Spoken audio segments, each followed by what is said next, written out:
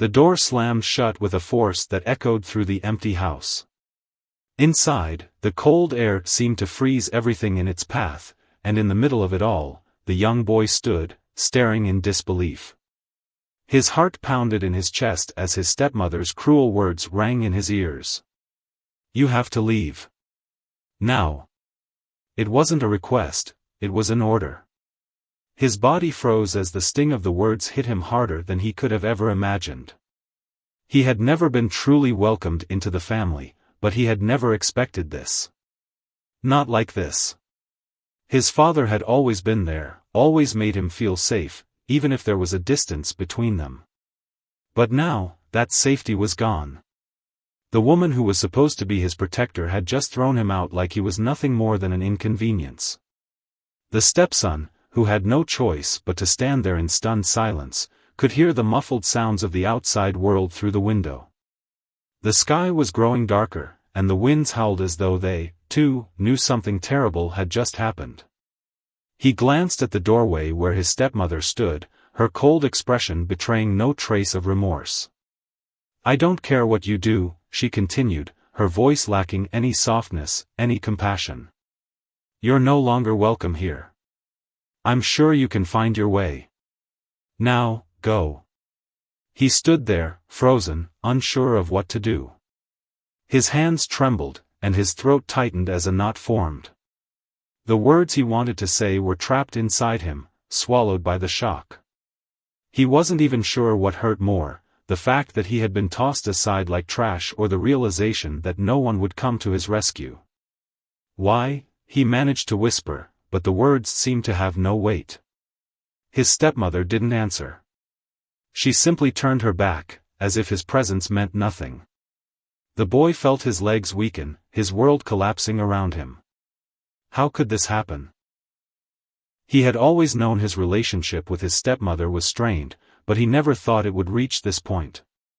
His father, where was his father? Surely, he would come home and put an end to this madness. Surely, he wouldn't let this happen. But as the minutes ticked by, that doubt began to settle in. What if his father didn't come? What if he didn't care? With a heavy heart, the boy stepped out into the cold night, the door slamming shut behind him. He could feel the weight of the world pressing down on his shoulders, each step feeling heavier than the last. He had no plan, no idea where to go, but there was one thing he knew for sure: he was no longer a part of the family.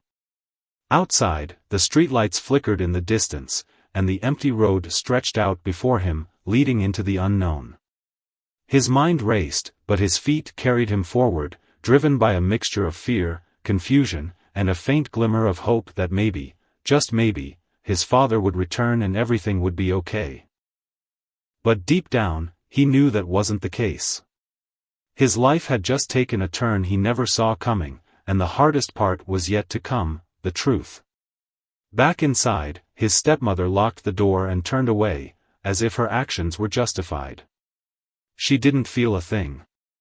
Not a shred of guilt. Her mind was made up.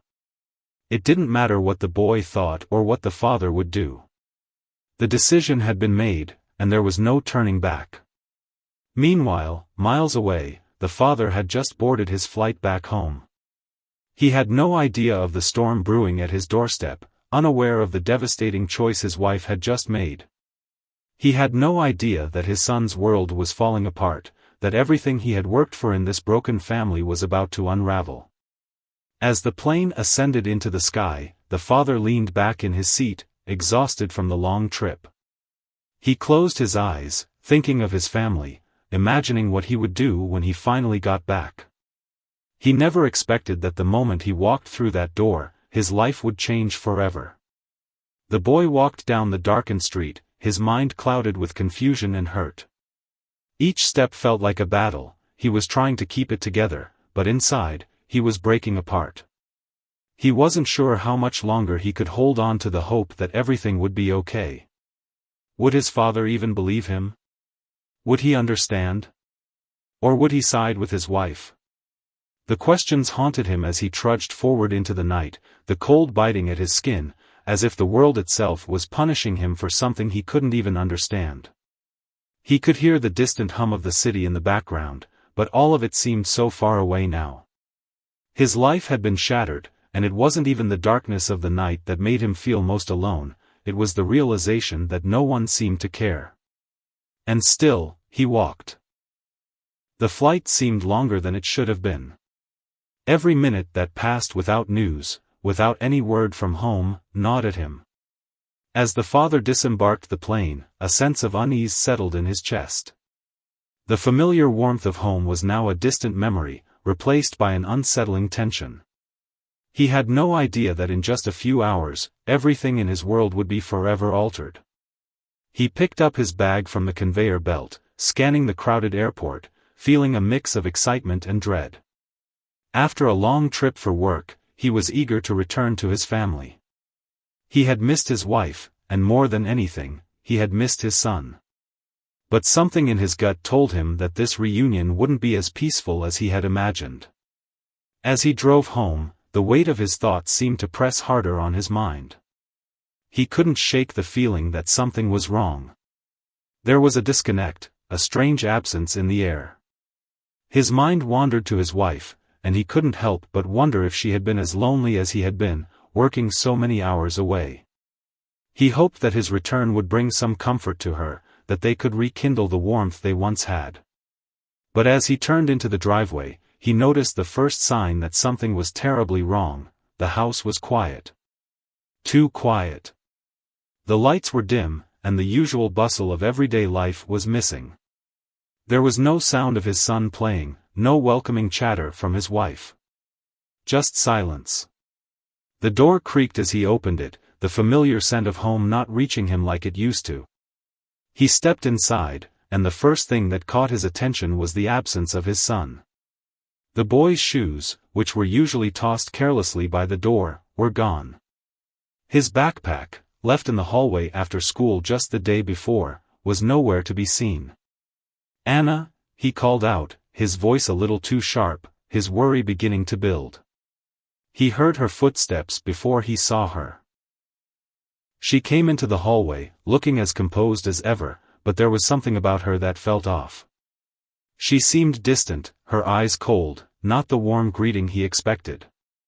"Where's the stepson?" he asked, trying to keep his voice steady. Anna hesitated, looking down at the floor, before meeting his gaze. "He's gone." The words hit him harder than he could have expected. "Gone? What do you mean, gone?" His voice raised without him intending to, panic creeping into his tone. She stepped forward, arms crossed, her posture rigid. "I told him to leave. He had to go." For a moment, everything stood still. His heart skipped a beat. He couldn't understand what he was hearing. His mind raced, searching for any explanation, anything that could make sense of this situation. "Anna, what are you talking about?" His voice was softer now, more desperate, as he struggled to process her words. "You kicked him out?" She didn't respond right away, instead turning her gaze away from him, as if she couldn't face him. "He's not a part of this family," she said coldly, her words laced with finality. "He never was." The father's chest tightened, a knot forming in his stomach. He had known that his wife had always struggled with his son's presence, but to hear her say it so openly, so decisively, it shook him to his core. "Why? Why would you do this?" he asked, his voice cracking, filled with a mixture of disbelief and anger. Anna's eyes hardened. "I don't have to explain myself to you. I made my decision. He needs to go." The father took a step back, reeling from the shock. His thoughts were scattered, unable to form a coherent response. His mind flashed back to the moments he had spent with his son, the quiet conversations, the shared glances, the bond that had been slowly building over the years. And now, it felt as if that bond had been completely shattered in an instant. He couldn't understand it. His son, despite all the tension, was his flesh and blood. He had never asked for much, just a little love, a little acceptance. But it seemed that was too much to ask for. His heart raced, the weight of the decision hanging heavily over him. He knew he needed to find his son, to bring him back, but the reality of the situation was settling in. He had to confront Anna, confront his own choices, and figure out how to fix the damage that had already been done. "Where is he now?" he asked, his voice steady but full of urgency. Anna didn't answer immediately. Instead, she stood there, silent, her eyes fixed on the floor. Finally, she muttered, "I don't know. He left. I don't care." The father's blood ran cold. He had never seen her like this. The woman he had married, the woman he had promised to spend his life with, had just ripped apart the last shred of hope he had held onto for his family. And the worst part was, he couldn't fully grasp why. His son was out there, alone, in the cold. And the realization hit him harder than anything he had ever known. He had failed him. Without another word, he turned and stormed out of the house, determination flooding his every step. He couldn't afford to waste another second. His son needed him, and he wouldn't stop until he found him. As he drove through the dark streets, his mind raced. Where could the boy have gone? What was he thinking right now? Was he scared? Angry? Or had he simply given up on ever being loved by anyone, even his father?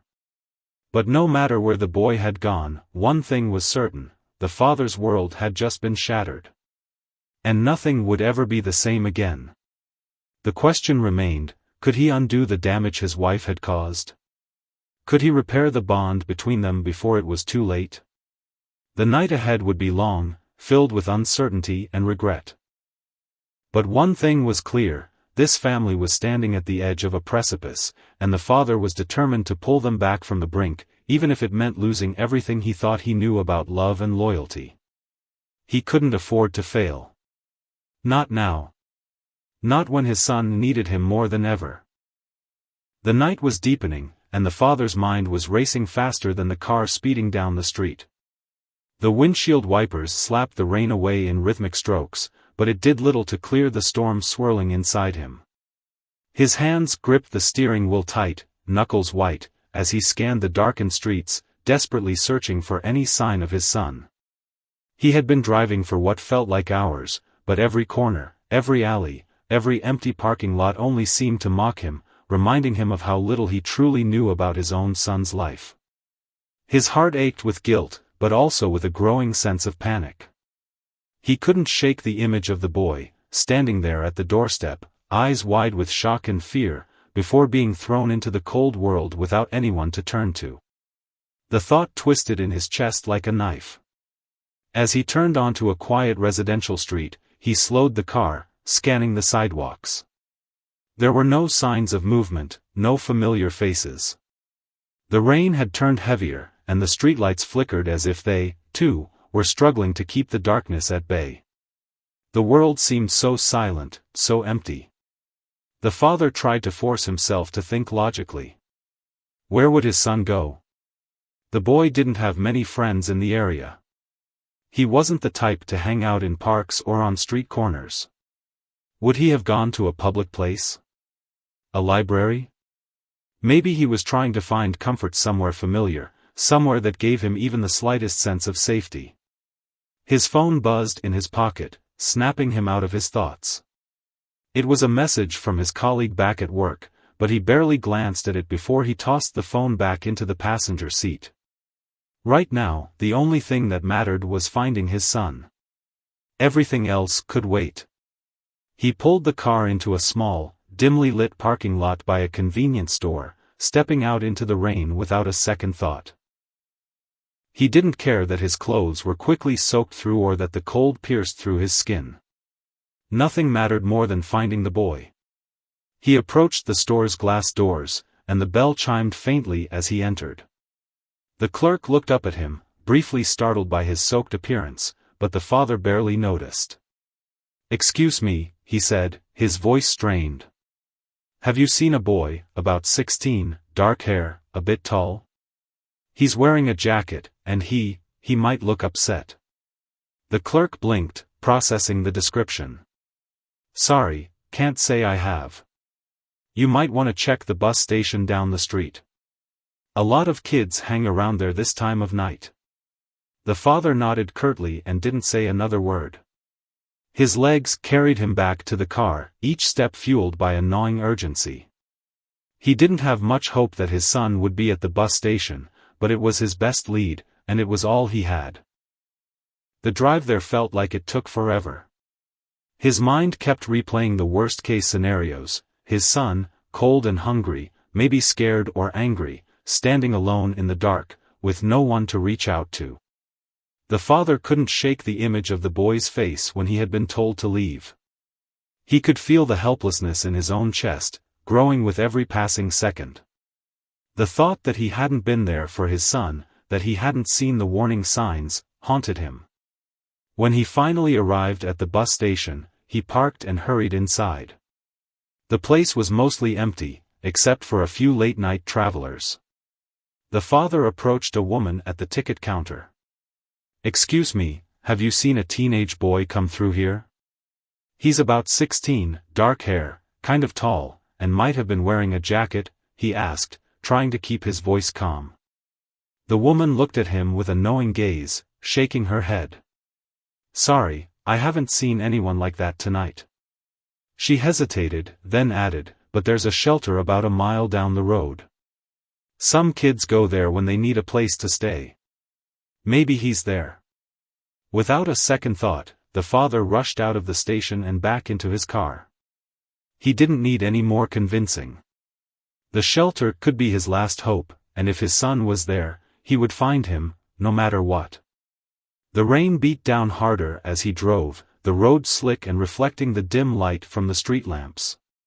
His pulse quickened as he reached the shelter, a large building with a neon sign flashing in the window.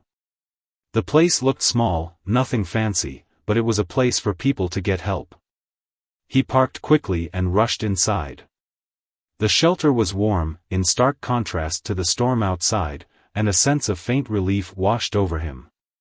He approached the front desk, where a kind-faced woman sat, typing away at her computer. "Excuse me," he said, his voice low but filled with urgency. "I'm looking for my son. He's 16, and he might have come in tonight. Do you have anyone like that here?" The woman paused, her fingers hovering over the keyboard. She looked up at him, her eyes softening with empathy. "We've had a few kids come in tonight, but I'll check." "What's his name?" The father's heart skipped. He didn't want to give a name just yet. The boy didn't have many close friends, and his first instinct was to protect his son's privacy, even in this moment of desperation. He's not here yet," the father said, his voice cracking. "But please, if you see him, can you tell him his father is looking for him?" The woman nodded, giving him a sympathetic smile. "I'll keep an eye out. He might be here, but I can't promise anything." The father thanked her and turned away, pacing the small lobby as he waited. Time seemed to stretch on forever as he stood there, helpless, his thoughts spinning. He had no idea what had happened between his wife and his son, why she had turned so cold, why she had thrown the boy out like this. But it didn't matter now. He had to find his son. He had to make things right, no matter what it took. As the minutes ticked by, he thought back to the life he had tried to build with his family. He had tried to be a good father, a good husband. But now, standing in this dimly lit shelter, he realized he had failed in ways he couldn't yet understand. Suddenly, the door to the back room opened, and a young boy stepped into the lobby. His head was down, his face shadowed by a hood, but there was no mistaking the familiar shape of him. The father's heart stopped. His son. Their eyes met, and for a moment, neither of them moved. The boy hesitated, his hands stuffed deep into the pockets of his jacket, as if trying to keep himself hidden from the world. The father took a step forward, reaching out, but his son quickly turned and made his way toward the door. The father's heart ached, but he didn't stop. He couldn't. Not now. "Wait," he called out, voice shaking. "Please, don't go. I'm sorry." I'm so sorry. The boy stopped, but he didn't turn around. The father could see the tension in his son's shoulders, the walls that had built up between them. I don't know what happened, the father continued, his voice quieter now, full of regret. But I want to fix this. I swear, I'll make it right. You don't have to do this alone. The boy finally turned, and for the first time, their gazes truly met. And in that moment, the father realized, this wasn't just about him. It was about his son, and the pain he had been carrying alone. It was about rebuilding trust, about finding a way to make up for everything he had missed. But for now, all he could do was take the first step. And he was ready to do whatever it took to make things right. The boy's gaze held a mixture of pain, hesitation, and something deeper, something the father couldn't quite place. It wasn't just sadness. It was the kind of exhaustion that came from years of being unheard, unseen. The father's chest tightened. The boy didn't move, didn't speak. The silence between them stretched longer than it should have. I don't expect you to forgive me, the father finally said, his voice raw with regret. I just need you to know, I didn't know. I swear, if I had known what she was planning, I never would have let this happen. The boy shifted slightly, his eyes flickering toward the door as if debating whether to leave. Please, the father pleaded. Just let me talk to you. The boy exhaled slowly, then turned his back to him, walking toward a row of empty chairs against the far wall of the shelter. He sat down, pulling his jacket tighter around himself. The father hesitated for only a second before following, taking a seat a few feet away. For a while, neither of them spoke. The father took a deep breath. She told me you were gone. That she made you leave. But she didn't tell me why. His hands clenched into fists against his knees. And I still don't understand. Why did she do this? What happened? The boy scoffed, shaking his head. You really don't know, do you? His voice was quiet, but there was a sharp edge to it. The father frowned. No. I don't. He leaned forward, elbows on his knees. I need you to tell me. The boy sighed and looked down at his hands. He was quiet for so long that the father began to wonder if he'd even answer. Then, in a voice barely above a whisper, the boy spoke. She never wanted me there. The words hit like a knife, twisting deep into the father's gut. He swallowed hard, forcing himself to stay quiet, to let his son speak at his own pace. She was always pretending when you were around, the boy continued, still staring at his hands. Smiling, acting like she cared. But when you left for work, it was different. His voice wavered for a moment, and he clenched his fists. She made sure I knew I wasn't wanted. Every day. Every single day. The father's breath caught in his throat. He had suspected there was tension between them, but this was more than he had imagined.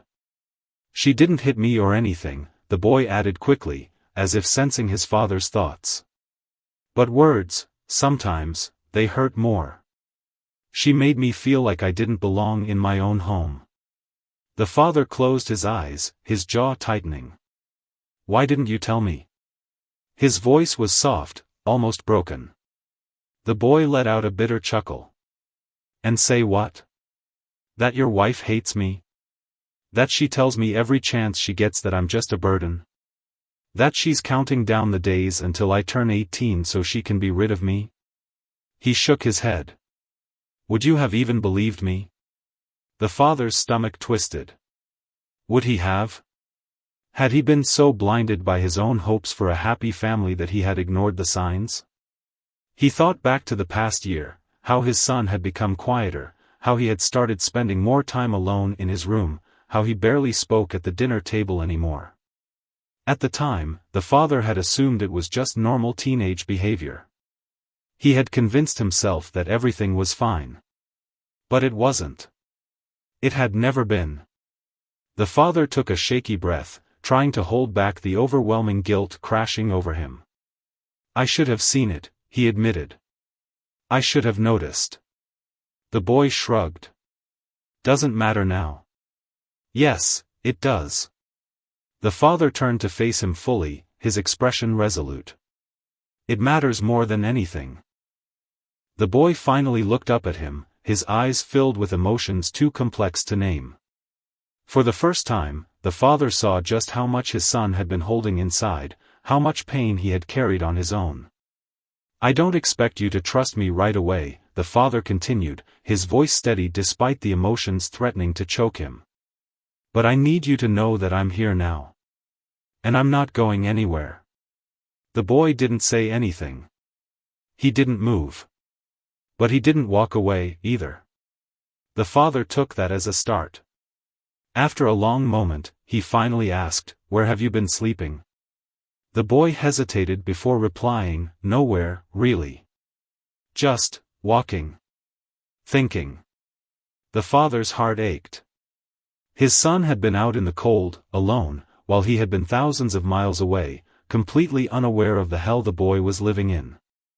"That ends now," the father said firmly. "You're coming home." The boy's jaw tightened. "Home?" He let out a hollow laugh. "With her still there?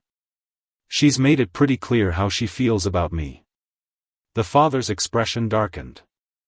"I'll handle that." The boy finally turned his full attention to him, studying him carefully. "And if you don't? What if you just let her keep doing whatever she wants, like always?" The father shook his head. "That won't happen. I won't let it." The boy didn't respond right away. He seemed to be weighing his father's words, trying to decide if he could believe them. Finally, he sighed. "I don't know if I can trust that." The father's chest tightened, but he nodded. "I understand. But I'm asking you to give me a chance. Just one chance." The boy stared at him for a long moment before finally, slowly, nodding. The father exhaled, feeling something in his chest loosen, just slightly. It wasn't everything, but it was a start. "Come on," he said, standing up. "Let's get out of here." The boy hesitated, glancing back toward the shelter's warm interior. Then, with a quiet nod, he got up and followed his father into the rain. As they walked toward the car, the father's mind was already racing with thoughts about what would come next. The confrontation with his wife. The changes he needed to make. The repairs he needed to do, not just to his home, but to his son's trust.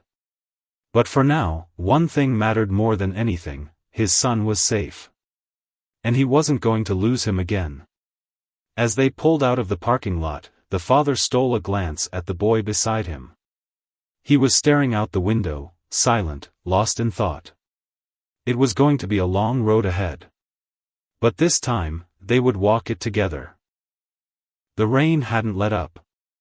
It drummed against the windshield as the car rolled through the quiet streets. The father kept his hands steady on the wheel, but his mind was anything but calm.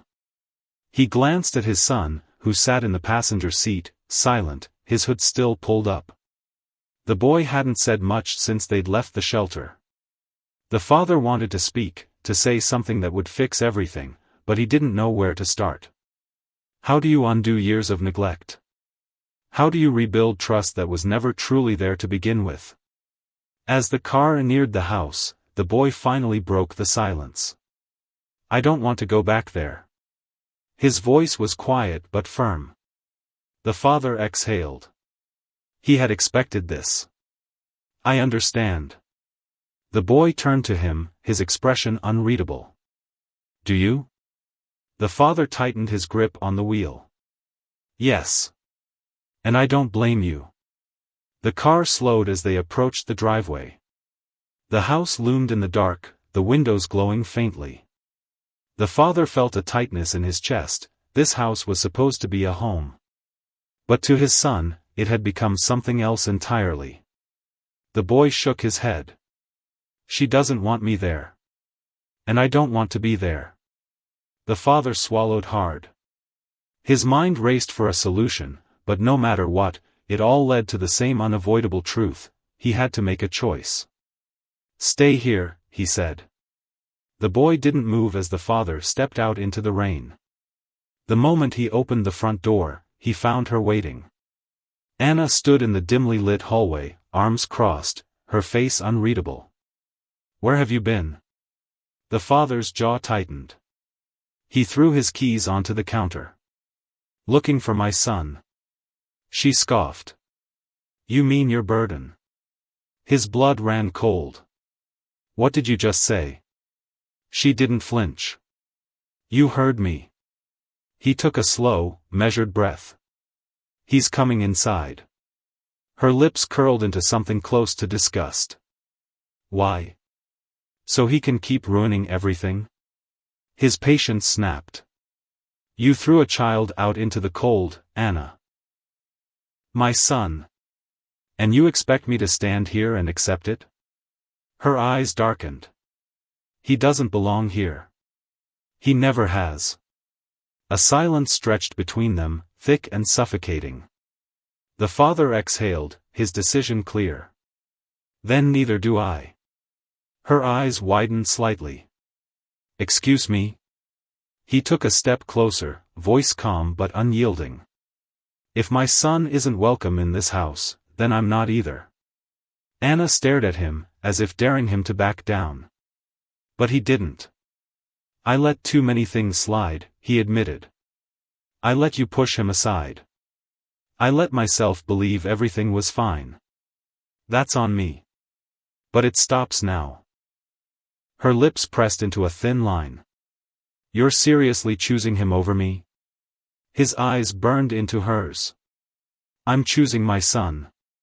The way I should have from the start." She let out a bitter laugh. "And where will you go?"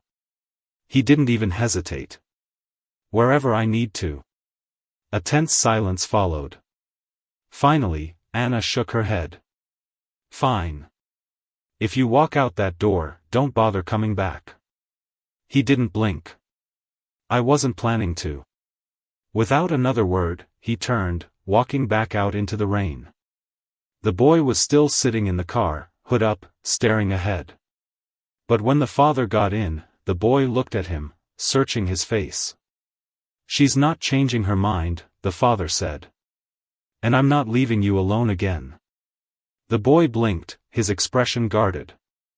"So what now?" The father started the engine, gripping the wheel. "Now? We start over." He didn't have all the answers.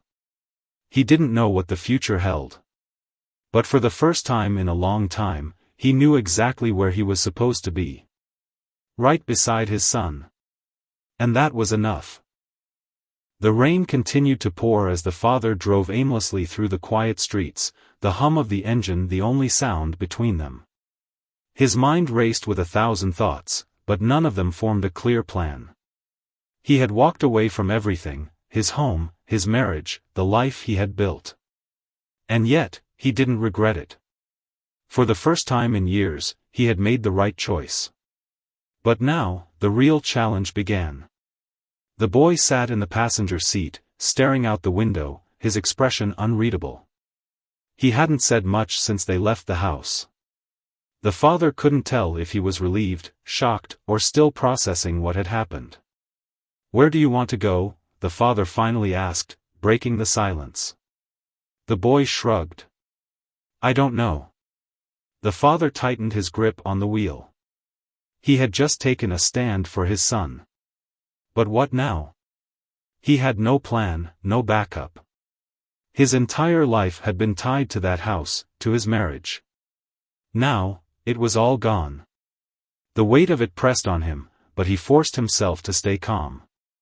"We'll figure it out," he said, more to himself than to his son. The boy glanced at him, his face unreadable. "You really left her?" The father nodded. "Yeah." A pause. Then, softly, the boy said, "I didn't think you would." The word stung. The father sighed. "I should have done it sooner." Another silence stretched between them. Finally, the father pulled into a small diner on the outskirts of town. It was nearly empty, the neon sign flickering against the rain-soaked pavement. "Let's get something to eat," he said. They stepped inside, shaking off the cold. A waitress, an older woman with tired eyes, greeted them with a polite nod and led them to a booth. The father could feel his son's hesitation, the way he kept his head low as they sat.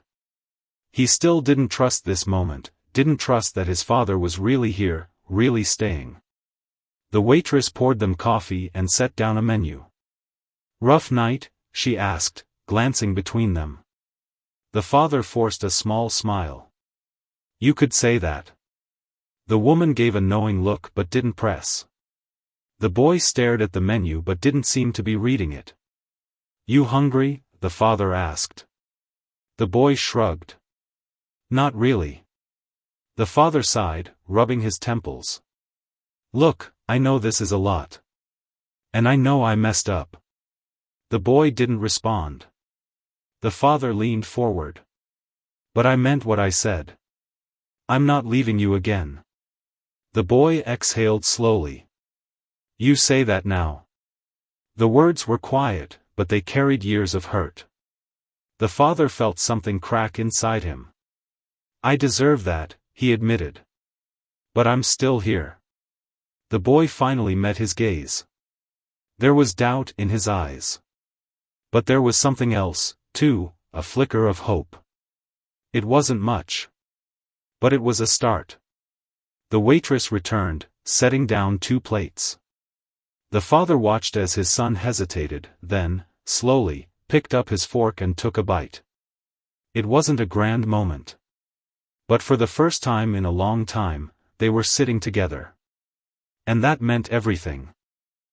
The father watched as his son slowly picked at his food, pushing the eggs around his plate. The boy wasn't eating much, but at least he was eating. That was something. The diner was quiet, the rain tapping softly against the windows, the faint hum of an old radio playing somewhere in the back. It was a place where lost people came to sit, to think, to disappear for a while. And right now, that's exactly what they needed. The father stirred his coffee, watching his son carefully.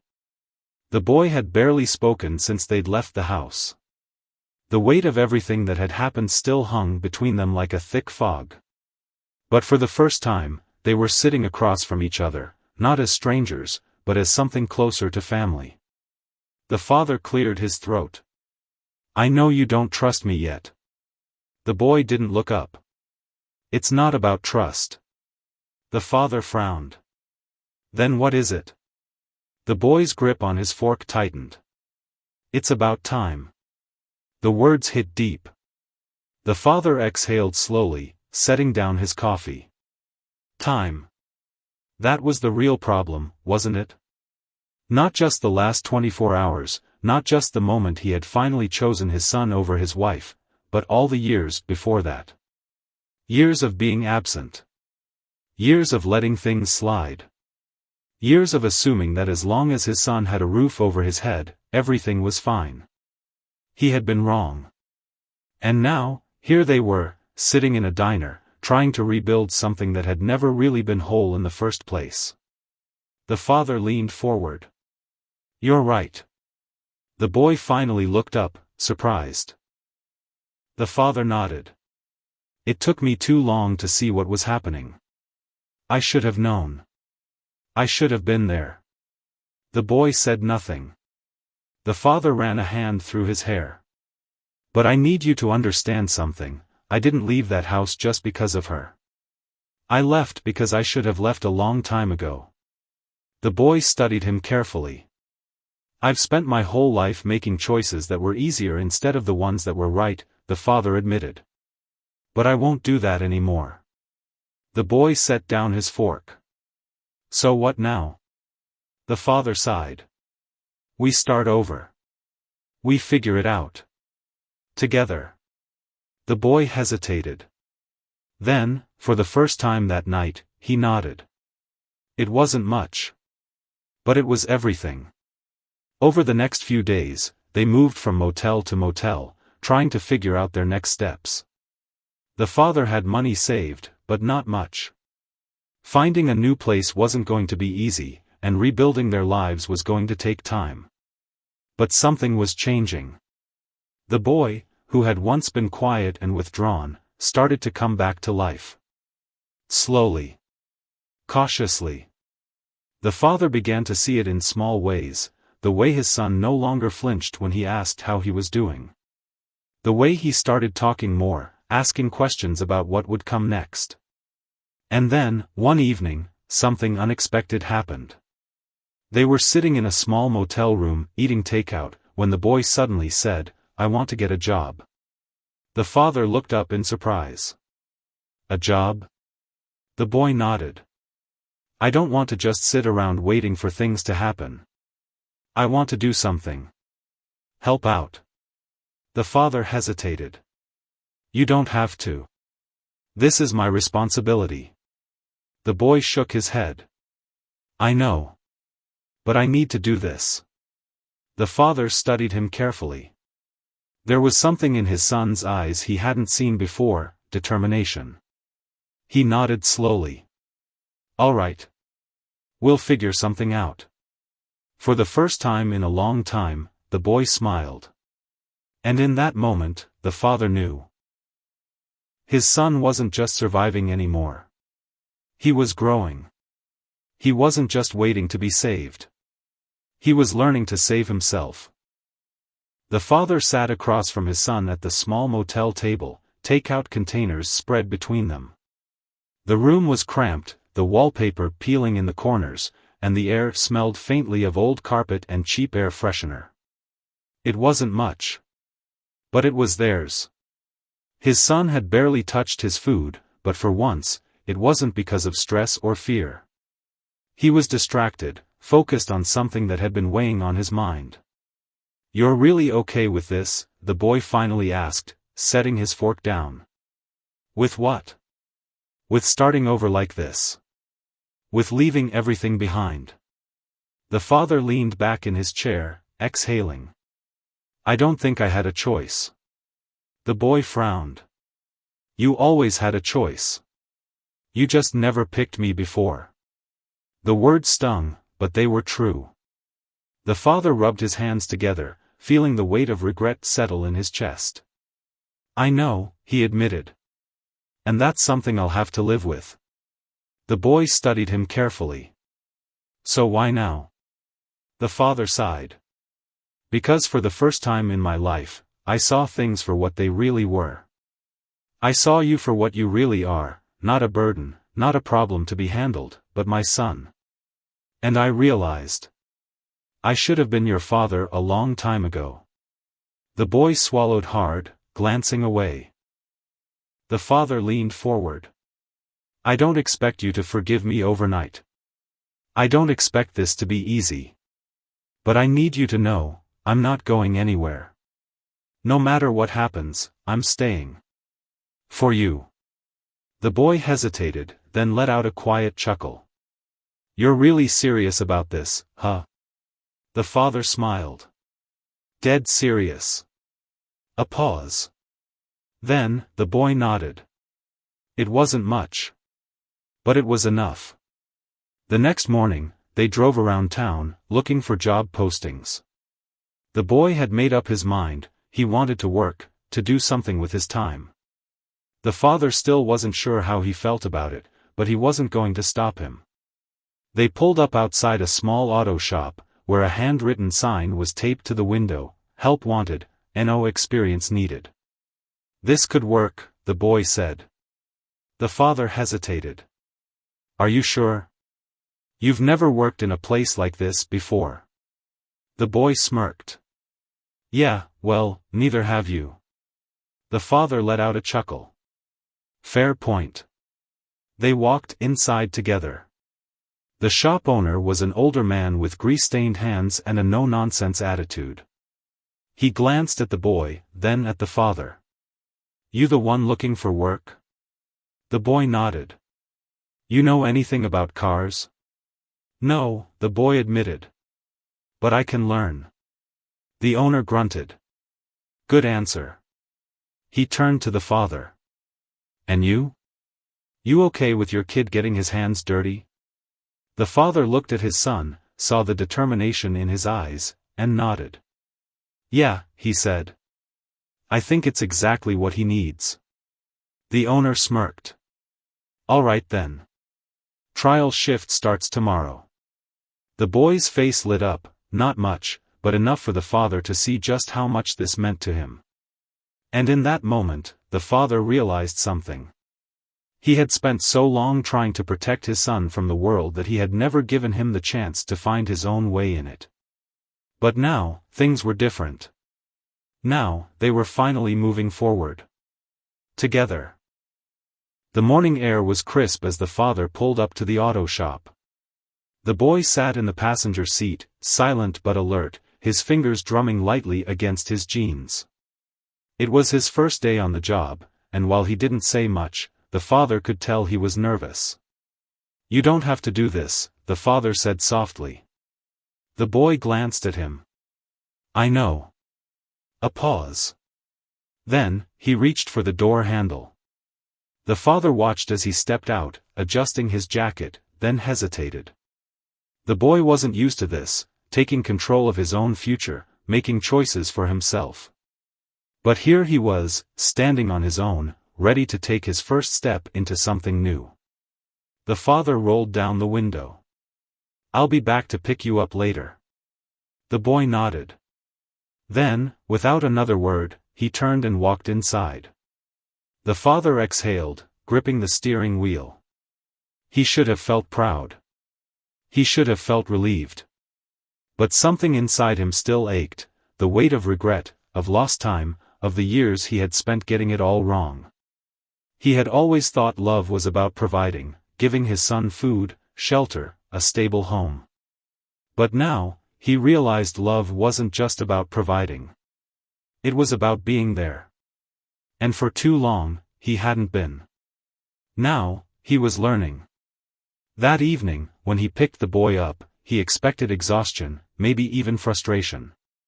But when the boy slid into the passenger seat, there was something different about him. "How was it?" the father asked. The boy shrugged. "Not bad." The father smirked. "That's high praise from you." The boy rolled his eyes, but there was something almost playful in the gesture. A small crack in the wall he had built around himself. They drove in comfortable silence for a while. Then, out of nowhere, the boy spoke. "You know, I wasn't mad that you married her." The father blinked, caught off guard. "What?" The boy stared out the window. "I wasn't mad that you got remarried. I was mad that you never asked me how I felt about it." The father's stomach twisted. "I kept waiting for you to notice," the boy continued, voice quieter now. "To see what was happening. To realize that she didn't want me around. But you never did." The father gripped the wheel. "I should have. And I'll never forgive myself for that." The boy nodded slowly. "I know." A long silence stretched between them. Then, the father took a deep breath. "I can't change the past. I wish I could. But all I can do now is prove to you, every single day, that I'm here.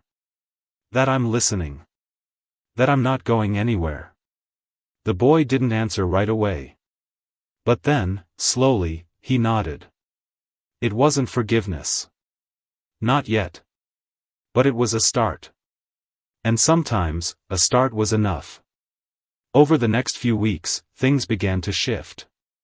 The father found a small apartment, a modest place, barely furnished, but it was theirs. The boy kept working at the shop, learning, growing. They didn't talk about the past much, but every day, in small ways, they built something new. One night, as they sat on the couch watching TV, the father glanced over at his son. "Hey," he said. The boy raised an eyebrow. "What?" The father hesitated. "I'm proud of you." The boy blinked, caught off guard. He looked away quickly, pretending to be focused on the screen. Yeah, he muttered. Okay. The father chuckled. No, really. I am. The boy didn't respond. But a few minutes later, the father noticed something. The boy was smiling. Life didn't magically fix itself. There were still scars, still things left unsaid. But there was something new between them now, something stronger than regret. It was understanding. It was trust. It was love. And for the first time, the father knew, this wasn't the end of their story. It was just the beginning.